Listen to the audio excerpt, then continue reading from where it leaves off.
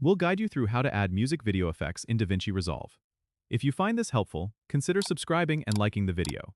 First, open DaVinci Resolve on your computer and make sure you're in the Edit page, which you can access from the bottom of the interface.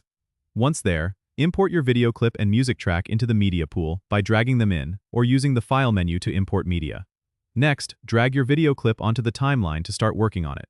Now, you need to sync your music track with the video, so drag the music file to an audio track below your video clip. Make sure to align the beats of the music with the moments in your video where you want the effects to happen. For adding effects, go to the Effects library, which is located in the top left panel, and click on Open FX.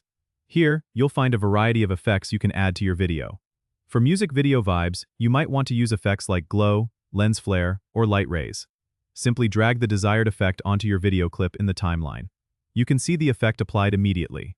To fine-tune the effect, click on the clip in the timeline and go to the inspector on the right side of the screen. Here, you can adjust the intensity and parameters of the effect to match the mood of your music.